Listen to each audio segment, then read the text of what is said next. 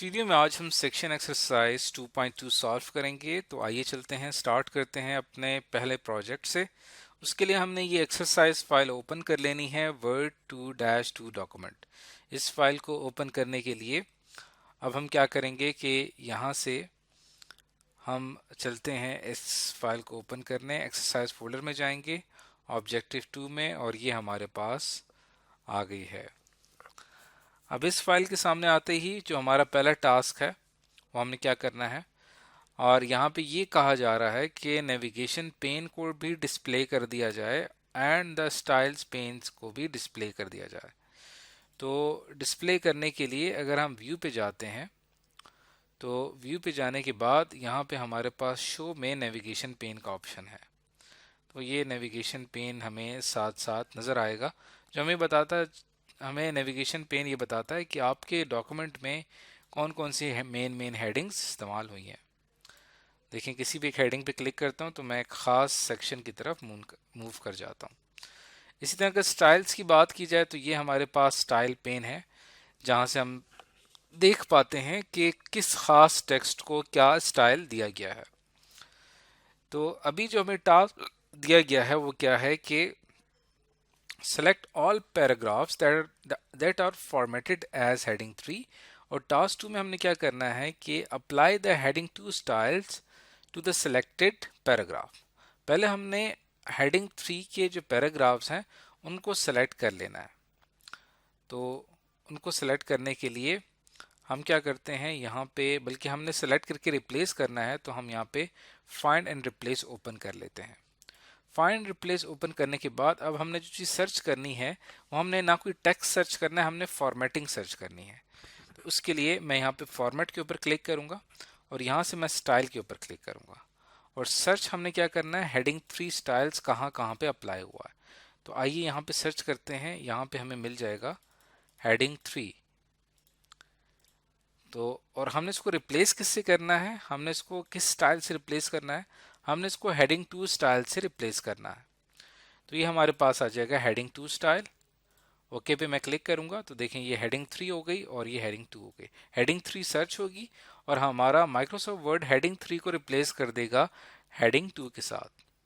तो replace all पे अगर मैं क्लिक करता हूं तो वी मेड 10 रिप्लेसमेंट, यानी 10 हेडिंग्स जिनका प्रीवियस स्टाइल हेडिंग 3 था अब वो हेडिंग 2 में कन्वर्ट हो चुकी हैं। इसको चेक करने के लिए आप किसी भी एक खास हेडिंग की तरफ अगर कर्सर लेके जाते हैं, फॉर एग्जांपल यहाँ मैं लेके जाता हूँ, नेविगेशन पेन को मैं क्लोज कर रहा हूँ और स्टाइल में देखें यहाँ पे इसकी हेडिंग 2 शो हो रही है। इसी तरह अगर मैं यहाँ पे इस हेडिंग पे आता हूँ, अब इसकी यहाँ पे हेडिंग 2 शो हो रही है। तो हमने जितनी भी हेडिंग 3 थी उनको हेडिंग 2 में कन्वर्ट कर दिया।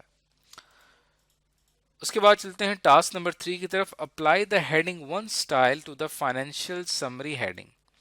तो फाइनेंशियल समरी की हेडिंग ये है, इसको हम हेडिंग 1 स्टाइल में कन्वर्ट करना है। स्टाइल पे क्लिक करूंगा, हेडिंग 1 पे आऊंगा तो ये हेडिंग 1 में कन्वर्ट हो जाएगी। टास्क नंबर 4 में क्या करना है, use the format painter to copy the style from the financial summary heading. और हमने फाइनेंशियल समरी हेडिंग का जो स्टाइल है वो फॉर्मेट पेंटर के जरिए कॉपी करना है और उसको अप्लाई कर देना है फाइनेंशियल स्टेटमेंट में और स्टेटमेंट नोट्स हेडिंग में। तो ये जो हमारे पास टेक्स्ट है इसको मैं सिलेक्ट करूंगा और यहाँ से मैं चूज कर लिया मैंने फॉर्मेट पेंटर। अब इसकी जो हमारे पास स्टाइल है ये कॉपी होके हमने कहाँ पे अप्लाई करना था, फाइनेंशियल स्टेटमेंट पे। तो यहाँ क्लिक करूंगा तो यहाँ पे कॉपी हो जाएगा। फिर दोबारा से यही फॉर्मेट पेंटर हम सेलेक्ट करते हैं और ये हमने एक और जगह भी अप्लाई करना है और वो था स्टेटमेंट नोट्स। ये देखें ये यहाँ पे भी अप्लाई हो गया। तो ये हमारा प्रोजेक्ट 1 कंप्लीट हो चुका है। अब चलते हैं अगले प्रोजेक्ट की तरफ। Move to the beginning of the document and do the following. आपने क्या करना है, डॉक्यूमेंट के बिल्कुल स्टार्ट में आना है और ये टास्क करने हैं। सबसे पहला टास्क क्या है कि set the paragraph spacing for the entire document to relaxed. आपने क्या करना है कि इस पूरे डॉक्यूमेंट की जो स्पेसिंग है उसको आपने पैराग्राफ स्पेसिंग रिलैक्स्ड पे लेके आना है।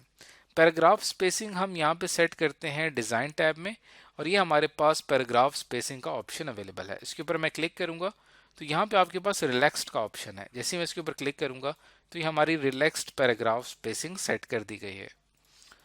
टास्क 2 में क्या करना है, immediately after the document title select the text a brief review of our finances. हमने यहाँ पे जो हमारा मेन टाइटल है इसको हमने, इसके नीचे जो टेक्स्ट लिखा हुआ इसको हमने सेलेक्ट कर लेना है, और इसको सेलेक्ट करने के बाद इसको हमने फॉर्मेट करना है एक वर्ड आर्ट ऑब्जेक्ट के तौर पे using a built in style of your choice. कोई भी एक स्टाइल हम चूज करते हुए इसको हमने वर्ड आर्ट ऑब्जेक्ट के तौर पे लेके आना है, इसलिए मैं इसको यहाँ पे सेलेक्ट करूंगा।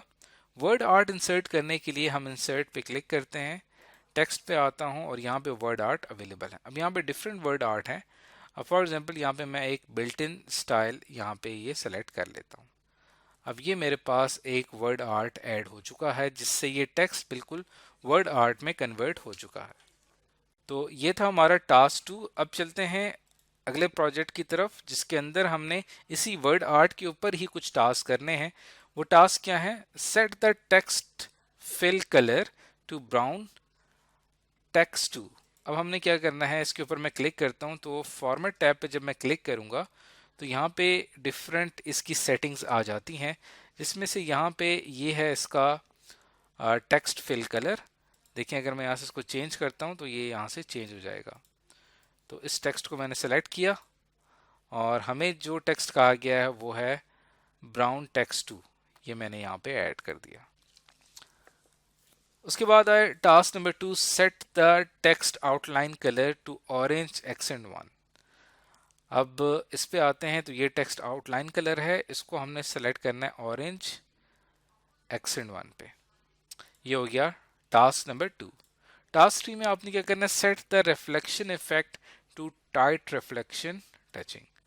अब हमने क्या करना है कि ये हमारे पास रिफ्लेक्शन इफेक्ट है, यहाँ पे रिफ्लेक्शन पे आते हैं तो यहाँ पे डिफरेंट रिफ्लेक्शन वेरिएशंस हैं। तो ये हमारे पास है टाइट रिफ्लेक्शन टचिंग, इसको मैंने सेलेक्ट कर लिया। उसके बाद चलते हैं टास्क नंबर 4 के ऊपर, रिमूव एनी शेडो। आपने इसके अगर कहीं पे कोई शेडो मौजूद है उसको आपने रिमूव करना है। ग्लो, बेवल और 3D रोटेशन इफेक्ट्स, इस तरह के कोई भी इफेक्ट्स अगर इस पे हैं तो उसको आपने रिमूव कर देना है। तो हम यहाँ पे पहले ग्लो चेक कर लेते हैं, यहाँ पे नो ग्लो के ऊपर क्लिक कर देंगे, बेवल पे आएंगे, नो बेवल पे आ जाएगा, 3D रोटेशन पे नो रोटेशन पे हम कर देंगे। और अगर हम यहाँ पे इसकी बात करें शेडो की तो यहाँ पे भी हम नो शेडो पे क्लिक कर देंगे। तो हमने तमाम इफेक्ट्स यहाँ पे रिमूव कर दिए हैं। अब चलते हैं टास्क 5 पे, apply the triangle down transform in the warp category.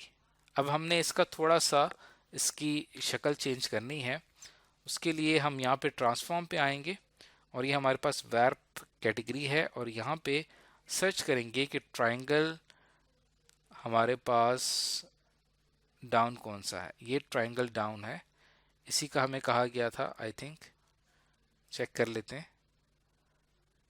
Triangle down transform. तो यहाँ से मैं आऊँगा इफेक्ट्स पे, ट्रांसफॉर्म पे आएंगे और ये हमारे पास ट्राइंगल डाउन ट्रांसफॉर्म है और ये हमने इसके ऊपर क्लिक कर लिया।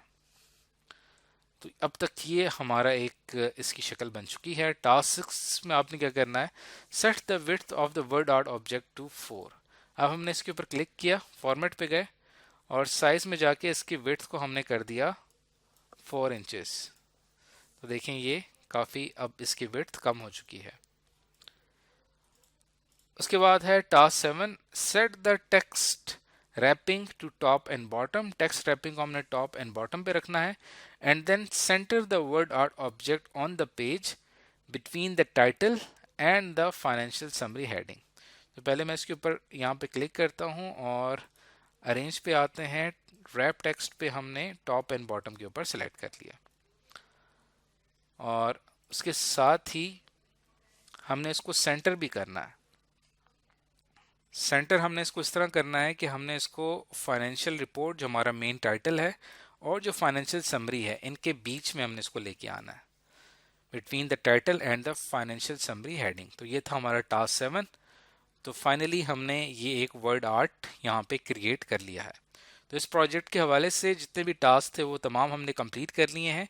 तो यहाँ पे आके हमारी सेक्शन एक्सरसाइज 2.2 कंप्लीट हो जाती है।